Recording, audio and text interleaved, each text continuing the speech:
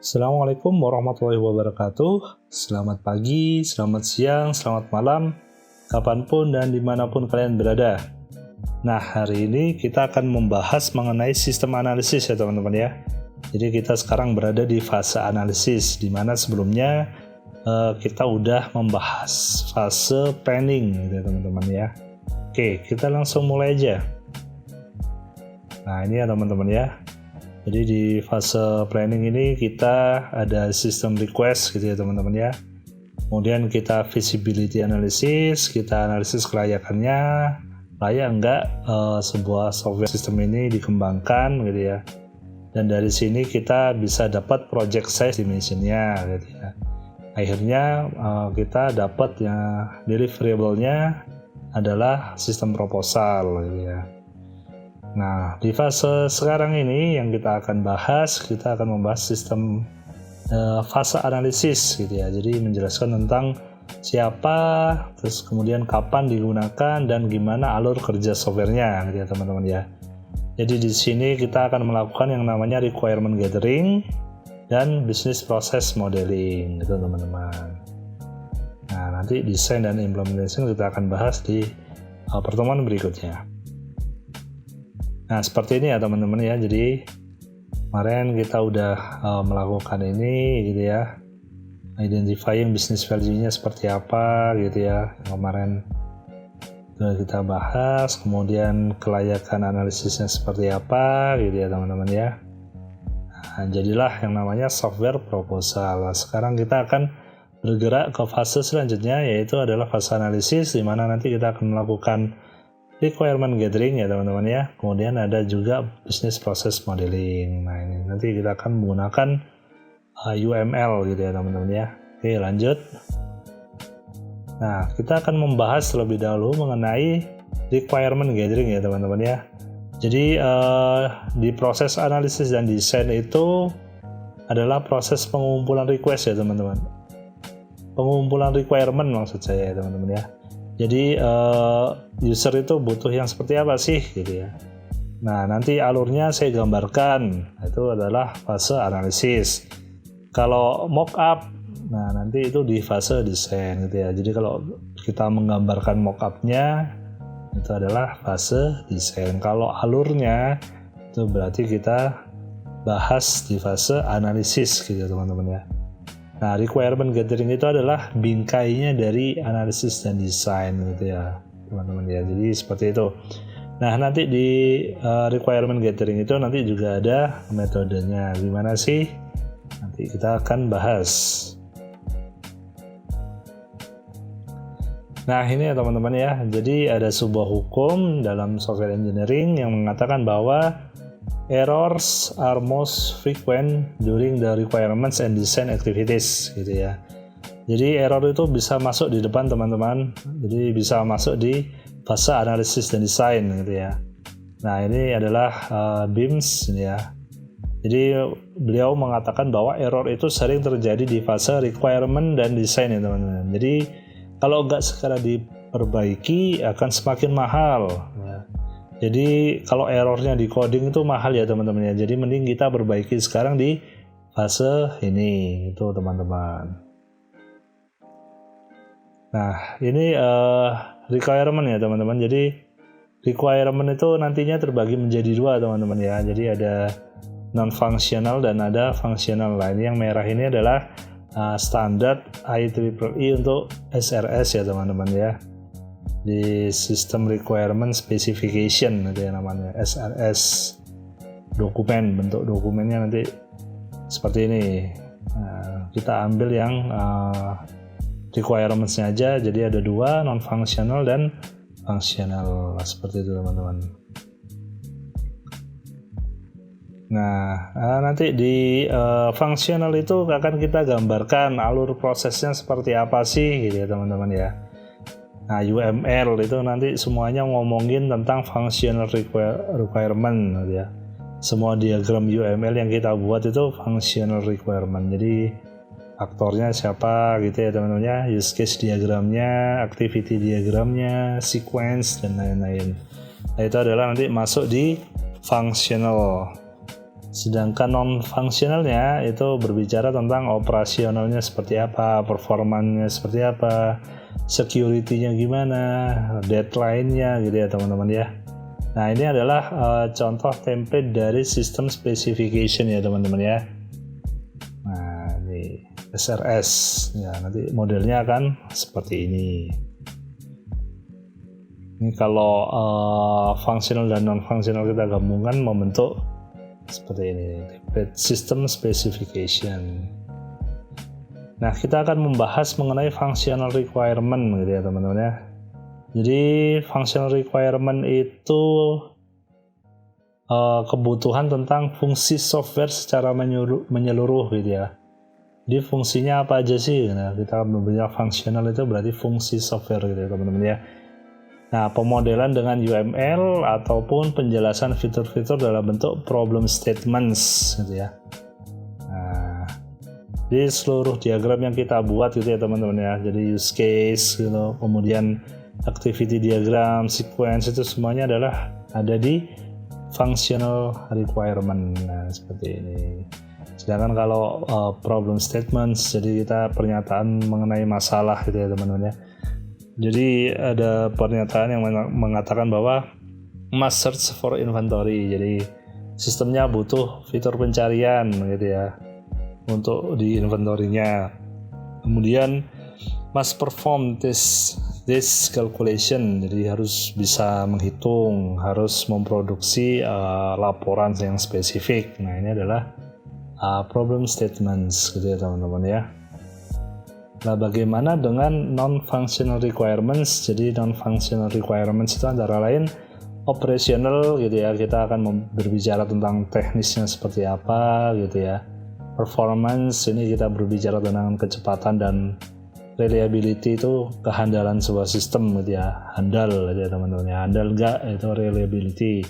Kemudian security, who can use the system. Jadi kita berbicara tentang nanti otorisasi gitu ya teman-teman, authorization. Kemudian yang keempat adalah cultural dan political. Nanti kita akan membicara tentang kebijakan perusahaan gitu ya, isu-isu legalnya seperti apa, peraturan regulasinya seperti apa, nah seperti itu. Nah ini ya teman-teman ya, jadi operational requirement. Jadi contohnya sistem dapat digunakan oleh semua perangkat lunak yang lainnya gitu ya. Sistem layanan harus memiliki tingkat ketersediaan 99%. Nah, ini teman-teman. Sistem harus go live sebelum tanggal. Nah, ini deadline ya teman-teman ya. Jadi di non-functional requirements itu juga ada deadline. Kemudian performance. Waktu responnya harus tidak lebih dari 2 detik gitu ya. Nah, mampu diakses oleh lebih dari 50 pengguna secara bersamaan. Server harus bersih dari virus. Kemudian security, akses ke dalam sistem tanpa otorisasi tidak dimungkinkan. Jadi butuh otorisasi ya teman-teman ya. Kemudian data hanya dapat diubah oleh administrator dan lain-lain. Nah, kemudian ini ada deadline. Jadi pengembangan aplikasi tidak boleh melewati jangka waktu yang sudah ditentukan. Nah, ini ya teman-teman. Jadi non-functional requirements itu seperti ini nanti. Nah, caranya gimana supaya kita itu bisa mendapatkan requirement tersebut tadi ya teman-teman ya. Nah, cara requirement gathering itu gimana? Nah ini ya teman-teman ya, ada 5 cara. Jadi ada document analysis gitu ya, ada interviews, ada joint application design atau JAD, ada questionnaire, dan ada observation gitu ya teman-teman ya. Nah jadi pertama gitu ya. Jadi project udah goal nih gitu ya, planning udah jalan, proposal udah disetujui gitu ya teman-teman ya. Nah selanjutnya adalah kita minta dokumennya dulu teman-teman. Nah sistem kita kan banyak alur ya gitu ya. Saya bisa nggak dikasih dokumen yang berhubungan dengan sistem saya gitu. Peraturan-peraturannya seperti apa, regulasi yang berhubungan dengan sistem yang akan kita buat itu seperti apa, jadi gitu ya teman-teman. Jadi sistem analis ketika bekerja akan minta dokumen dulu ini ya di tahap di metode dokumen analisis ini teman-teman ya. Jadi sistem analis minta dokumennya dulu, terus kemudian dia akan menerima pengetahuan yang luas tapi tidak dalam. Nah itu ya, Nanti kita akan lihat tabel di belakang. Nah, seperti ini teman-teman. Jadi dokumen analisis ini kita akan menganalisis dokumen-dokumen yang berhubungan dengan sistem yang akan kita buat gitu ya teman-teman ya. Jadi di dokumen analisis itu seperti form, reports, dan lain-lain ini itu kita kumpulkan dulu. Sebelum kita datang ke klien, kita minta dulu dokumennya. Nah, setelah kita minta, kita akan dapat pengetahuan yang luas, tapi kedalaman informasinya rendah. Nah, itu untuk memperdalamnya lanjut ke interview atau JAD gitu ya teman-teman ya. Nah, ini interview. Jadi di interview ini kita hubungi PIC-nya gitu ya. Person in charge-nya gitu ya teman-teman ya. Siapa yang dapat tugas, kita interview. Kalau bisa sih dia juga penggunanya gitu ya teman-teman ya. Kita ajak diskusi. Jadi cuma interview ini ada masalah gitu ya teman ya. Jadi misal kita interview satu orang nih. Nah sekarang ngomong A, nanti bulan depan ngomongnya B gitu ya. Jadi omongannya itu bisa beda-beda. Atau mungkin orang ini ketemunya susah banget gitu ya. Setengah mati nemuinnya susah. Nah ini juga menyakitkan ya teman-teman ya. Nah supaya tidak terjadi hal-hal yang seperti ini, kita melakukan interview secara rame-rame atau istilahnya adalah JAD. Nah itu ya teman-teman ya. Nah di JAD ini seperti ini teman-teman. Nah jadi kita udah mempelajari dokumen analisisnya gitu ya teman-teman ya. Terus kemudian ini ya langsung aja ke gambarnya. Jadi seperti ini nanti bentuknya JAD itu. Jadi setelah kita mempelajari dokumen analisisnya gitu ya. Nah terus kemudian kita presentasikan teman-teman. Kita presentasi di depan sini gitu ya. Kemudian kita jelaskan semuanya. Jadi nanti seperti ini loh, kira-kira alurnya seperti ini ya. Bentuknya seperti ini gitu ya. Kita minta semuanya itu untuk komentar gitu ya. Jadi nanti orang-orang itu duduk di sini melihat kita presentasi gitu ya teman-teman ya. Nah nanti diminta untuk komentar. Nanti di akhir meeting kita minta setiap pesertanya untuk melakukan paraf gitu ya teman-teman ya. Jadi hari ini kita kesimpulannya seperti ini ya gitu ya. Supaya nanti nggak ada lupa, jadi dimintai paraf gitu. Jadi nanti semisal ada orang yang lupa loh, perasaan dulu nggak gini deh, jadi nggak ada yang seperti itu ya teman-teman ya. Jadi setelah akhir pertemuan kita lakukan paraf. Jadi kalau ada orang yang loh kok gini gitu, nanti kita bisa ini loh buktinya seperti ini. Nah Anda udah kasih paraf nih, nah kayak gitu ya teman-teman ya. Terus kemudian misal nanti 2 bulan kemudian gitu ya, kita lakukan lagi seperti ini. Terus kemudian beberapa orang nggak datang, yang datang cuma 1 orang. Kemudian dia ngomong, Mas ini bisa nggak dirubah? Nah ini ya teman-teman yang repot ya teman-teman ya. Karena ini dulu udah kesepakatan, Bapaknya bisa nggak dapat kesepakatan dari yang lain juga. Nah, kalau yang lain oke, kita ubah gitu. Jadi seperti itu teman-teman. Jadi berdasarkan diskusi bersama gitu ya teman-teman ya, jadinya teman-teman ya. Nah, itu adalah JAD. Jadi di JAD ini mengurangi pelebaran scope ya teman-teman ya. Nah ini ya, may reduce scope creep by 50%. Nah di sini teman-teman, di mengurangi pelebaran. Jadi kita bisa fokus. Sedangkan kalau interview kan bisa jadi tiap satu orang aja bisa berbeda-beda gitu ya.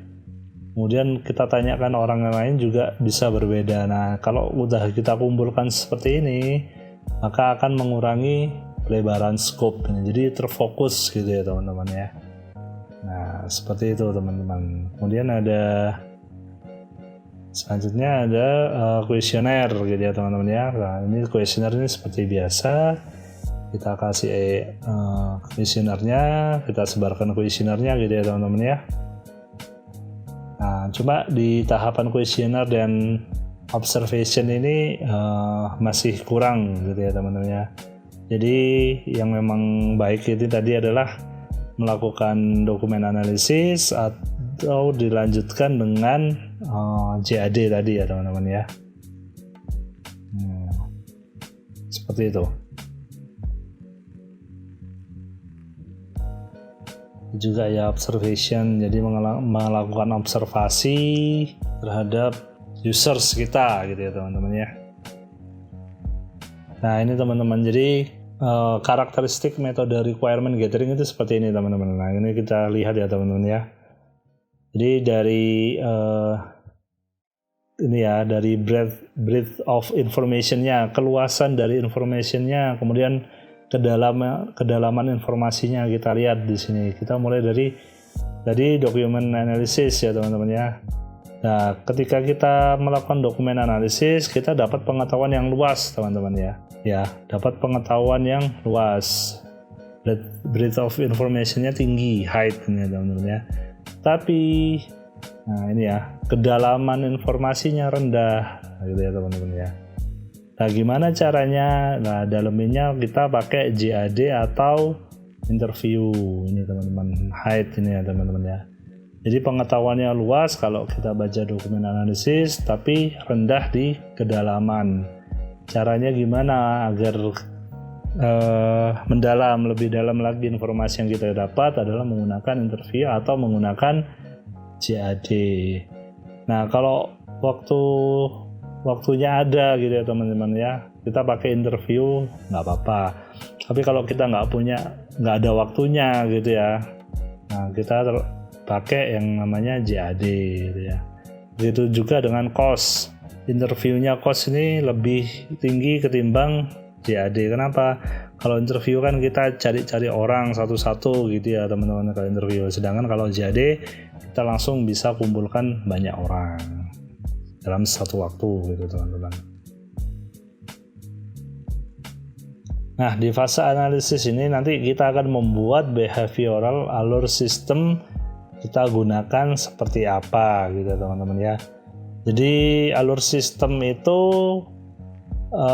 istilahnya nanti adalah business process system gitu ya teman-teman. Jadi kalau kita bicara mengenai business process itu adalah kita membicarakan tentang alur sistem. Nah di sini business process itu ada dua, yaitu business process organisasi dan business process sistem itu sendiri gitu ya teman-teman ya. Nah business process tentang sistem ini bisa pakai activity diagram gitu ya. Kalau kita gambarkan itu bisa pakai activity diagram. Sedangkan untuk business process tentang organisasi kita bisa pakai BPMN ya teman-teman ya. Jadi BPMN itu adalah Business Process Model and Notation ya teman-teman ya. Itu adalah untuk menggambarkan business process organisasi. Nah BPMN itu lebih kompleks, lebih rumit gitu ya teman-teman ya. Kalau bisa kita pakai satu aja. Jangan menggunakan dua, activity diagram dan BPMN, jangan ya. Jadi kalau activity aja ya activity aja, kalau pakai BPMN ya BPMN aja gitu ya teman-teman ya. Nah ini ya, jadi ada 3 di sini. Alur proses itu kita pahami gitu ya teman-teman ya.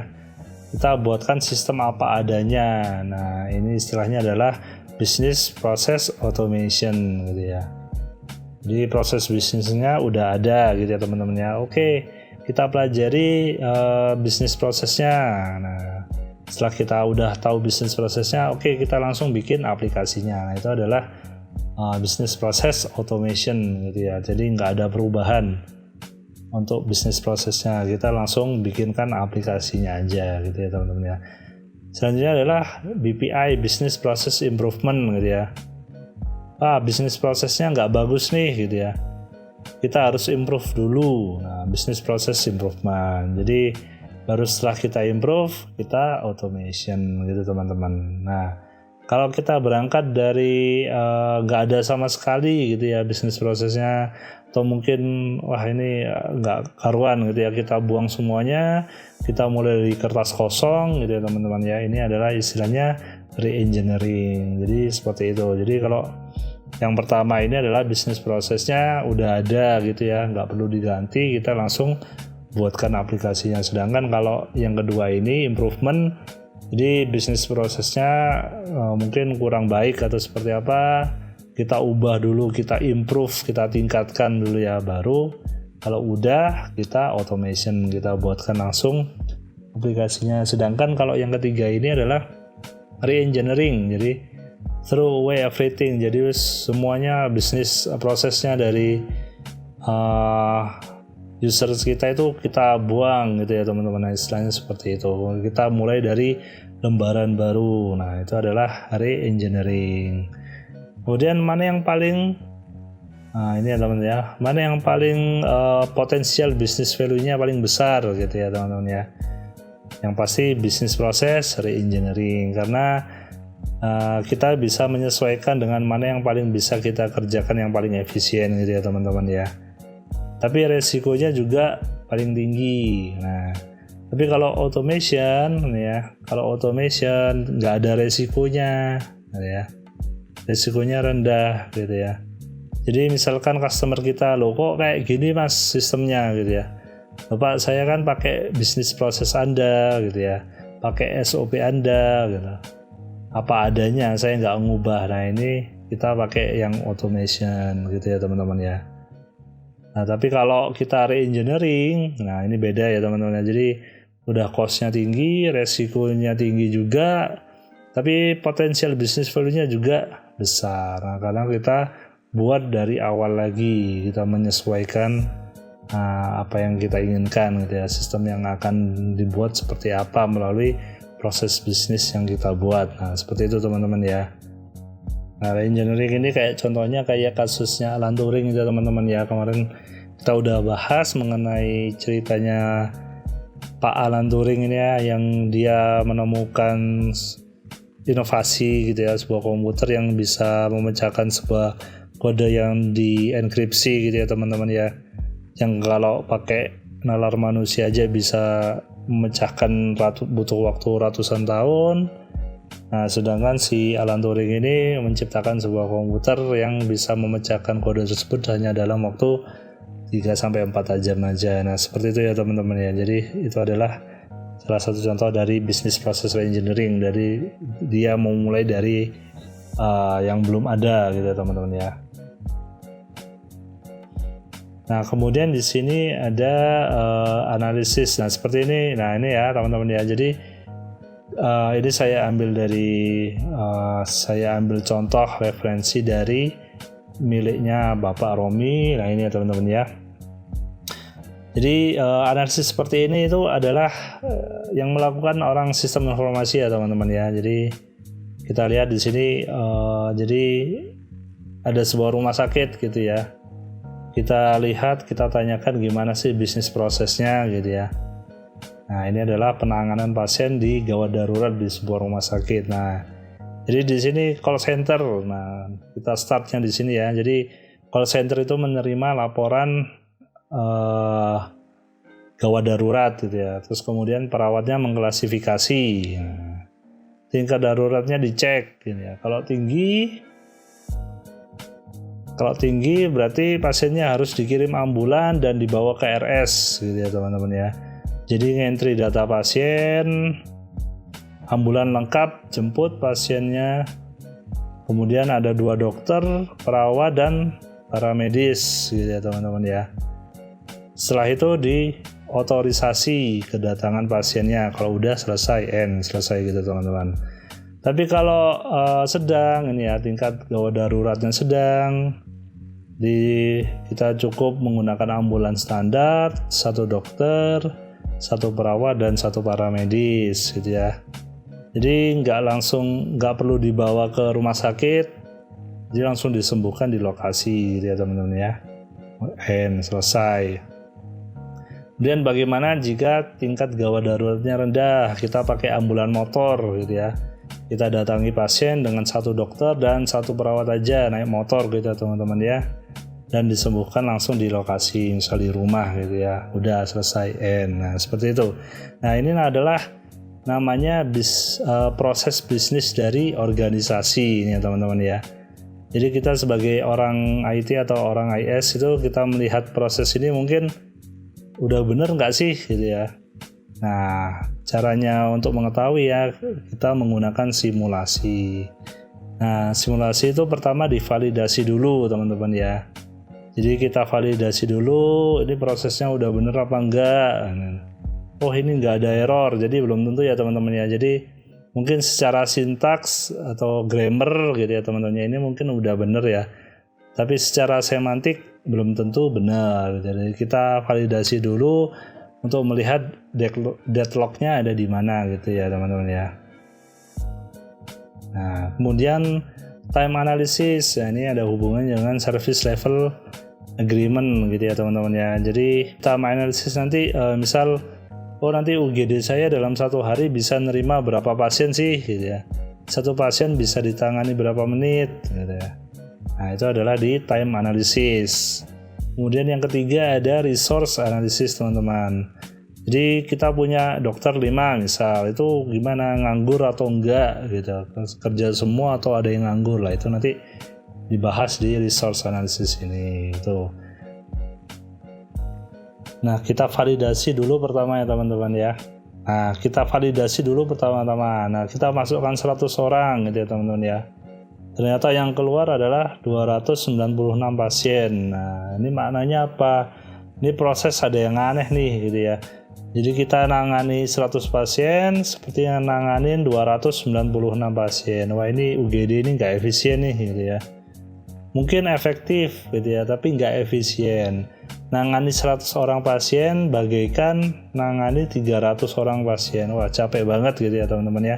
Padahal cuma 100 orang, itu namanya nggak efisien. Nah, di mana letak tidak efisiennya? Ini teman-teman ya. Nah, kita lihat.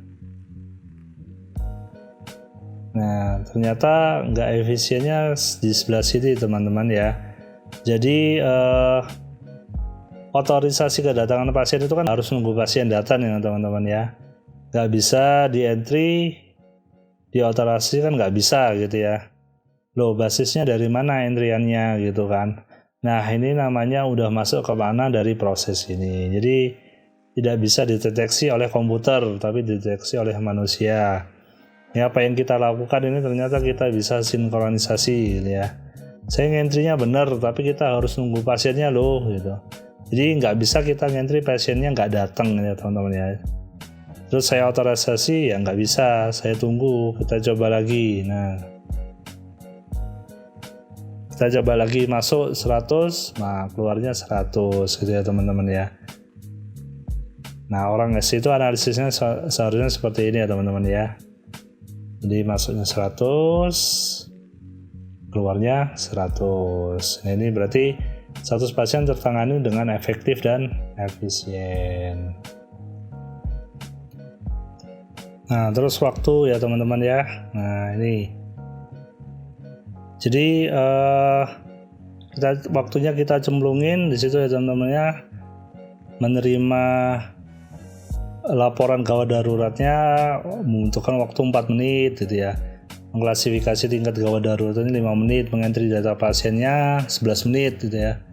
Jabatan pasien ini 20 dan lain-lain. Nah, seperti itu. Kita simulasikan. Nah, keluar teman-teman. Nah, seperti ini. Ternyata minimal waktu yang diperlukan untuk menangani satu pasien itu adalah 16 menit ini teman-teman ya. Nah, kemudian maksimalnya 9 menit, rata-ratanya 17,73 menit ini teman-teman. Jadi satu orang pasien bisa kita tangani dalam waktu 17,73 menit. Nah, kita analisis resource-nya gitu ya.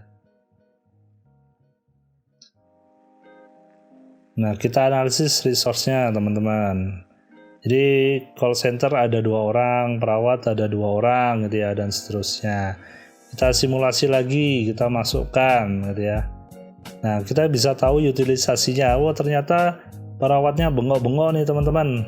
Nah, perawat dan para medisnya stres karena over utilisasi. Nah, ini ya teman-teman ya. Nah, perawat sama para medisnya stres ini ya. Kita bisa lihat 99%. Kemudian para medisnya 98% gitu ya. Dokternya 50% ya teman-teman ya. Supirnya makan gaji buta, dia cuma 33%. Ambulan standar nggak dipakai gitu ya. Ambulan motor nggak dipakai. Utilisasinya 33%. dan 17%. Ini namanya underutilization ini teman-teman ya. Jadi perawat dan para medis overutilization. Nah, kita bisa tahu mana yang teriak-teriak, mana yang nganggur atau longgar. Nah, ini teman-teman, dari simulasi ini kita bisa dapatkan seperti ini. Nah, nantinya kita bisa perlu nambah orang nggak? Ini ya teman-teman ya. Yang pasti perawatnya nanti kita akan tambahi gitu ya. Call center kita uji coba, kurangi 1 kok masih nganggur gitu ya teman-teman ya. Berarti nanti didouble aja beberapa pekerjaan, misalkan entry data pasien tidak lagi perawat tapi naikin ke call center, seperti itu teman-teman.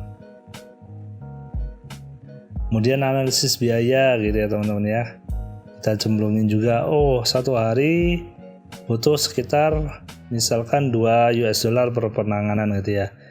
Kalau satu harinya 100 orang berarti $200 per hari. Nah, seperti itu teman-teman. Nah, jadi orang komputernya di mana? Nah, sekarang kita lihat lagi. Nah, mana yang bisa kita buatkan aplikasinya gitu ya. Ya, kita kembali lagi.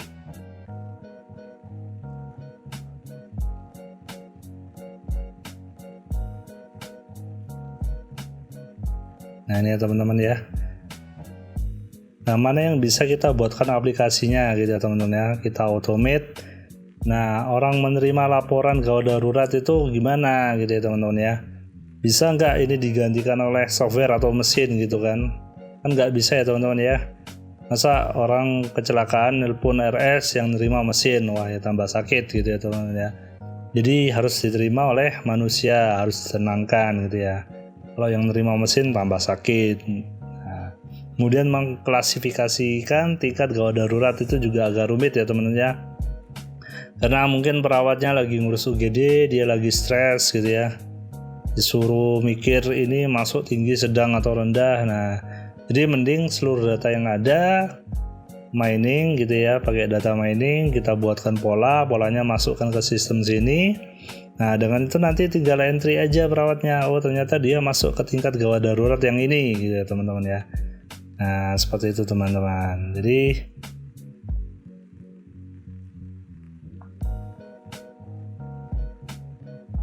nah, ini teman-teman ya. Jadi yang awalnya 5 menit gitu ya, menangani satu pasiennya 17 menit gitu ya teman-teman ya. Nah, karena kita buatkan sistem, nah sekarang bisa 1 menit diproses klasifikasi tingkat gawat daruratnya. Nah, kemudian penanganan satu pasiennya menjadi 8 menit saja gitu ya teman-teman ya. Ini ya teman-teman ya. Nah, jadi sistem ini benefitnya ada loh gitu ya teman-teman. Ini baru riset teman-teman.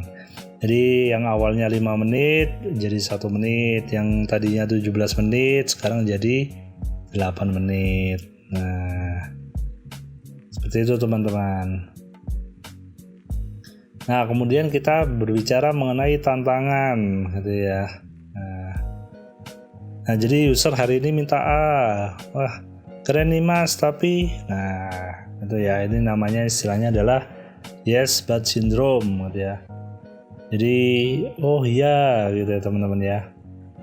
Nah, seperti ini, wow this is so cool gitu ya, but nah jadi ada tapinya gitu ya teman-teman ya. Nah, ini never ending story ya kalau nggak dibatasi ya teman-teman ya. Ini nggak akan selesai gitu ya teman-teman ya. Jadi kita pakai argumentasi gimana caranya mereka puas, kita nyaman. Nah, seperti itu. Atau mungkin bisa kita kasih prototyping aja gitu ya, supaya yes but syndrome-nya nggak ada gitu ya. Jadi prototyping dulu. Nah, kayak gini mas bentuknya, kayak gini gimana gitu ya, dipecahkan. Tapi hati-hati teman-teman ya dengan penggunaan prototyping ini. Jadi ini apa ya, login ya pak ya, ini kemudian menu utama seperti ini. Nah, itu setiap ketemu, setiap 3 hari ketemu diulang lagi, ini apa ya loginnya seperti ini apa ya. Nah, ntar bulan ketiga dia akan bosan teman-teman. Jadi oh mas kok loginnya gitu-gitu aja ya, bisa diubah nggak? Nah, sindrom kedua datang, istilahnya adalah undiscovered ruins syndrome. Nah, ini ya teman-teman ya. Nah, sindrom kedua datang seperti contoh ketika kita bertemu dengan gadis cantik gitu ya, hari pertama cantik, hari kedua cantik gitu ya, belum jadi pacarnya tambah cantik lah, nanti pas jadi pacarnya kecantikannya menurun. Nah seperti ini teman-teman, makin turun ini istilahnya adalah undiscovered range. Jadi tiap hari ditunjukkan terus, lama kelamaan akan bosen. Nah nanti dia akan minta alternatif yang lain. Nah seperti itu. Terus caranya gimana? Jadi kalau udah sepakat gitu ya teman-teman ya, udah ditunjukkan tadi semisal loginnya, Pak ini loginnya seperti ini ya, menunya seperti ini. Kalau mereka udah sepakat ya udah nggak usah ditunjukkan lagi di pertemuan selanjutnya gitu ya teman-teman ya. Nah seperti itu. Kemudian yang ketiga adalah user and developer syndrome. Nah ini ya teman-teman ya, ini hubungannya dengan masalah komunikasi. Jadi misal klien kita orang Indo gitu ya, vendor yang mengerjakan orang Taiwan. Nah itu tunggu aja itu ya teman-teman ya. Jadi waktu nerakanya akan datang gitu kalau istilahnya Pak Rumi gitu ya. Jadi meskipun bisa bahasa Inggris awal-awal, nanti lama kelamaan bahasa Inggrisnya ala Taiwan, ala Jepang, ala Korea gitu ya. Jadi nggak nyambung teman-teman ya. Jangankan bahasanya berbeda, wong bahasa sama aja kadang bisa bermasalah ya teman-teman ya. Misal orang komputer diminta dibuatkan oleh orang bioteknologi gitu ya, orang bioteknya ngomong ini nanti kita ngitung genom ya mas ya, ini gampang kok mas, jadi gini loh mas caranya. Nah, jadi ada gen, ada kromosom, nanti ada X dan Y gitu ya teman-teman ya. Nanti sampean buat, sampean hitung. Nah itu teman-teman, jadi orang komputernya gak mudeng ya teman-teman ya. Nah user and developer itu gapnya tinggi gitu ya. Jadi developer perlu belajar banyak gitu ya, terus kemudian waktunya banyak dan akhirnya softwarenya jadi mahal. Nah itu teman-teman. Nah jadi user and developer itu ya teman-teman, masalah komunikasi ya teman-teman ya. Jadi seperti ini masalahnya, problemnya. Jadi user itu nggak ngerti apa yang mereka inginkan, atau mungkin mereka tahu apa yang mereka inginkan tapi nggak ngerti ngomongnya gimana gitu ya teman-teman. Jadi memang harus mengapresiasi. Nah ini ya, coba menggunakan alternatif komunikasi dan melakukan teknik elisitasi. Nah seperti ini teman-teman. Jadi solusinya jadi seperti itu ya teman-teman ya. Nah jadi banyak sekali tantangan yang memang akan kita hadapi ketika melakukan requirement gathering ini. Nah oke, sampai di situ dulu. Jika ada pertanyaan bisa kalian tanyakan di kolom komentar. Jika saya ada salah, mohon maaf sebesar-besarnya. Saya tutup untuk hari ini. Assalamualaikum warahmatullahi wabarakatuh.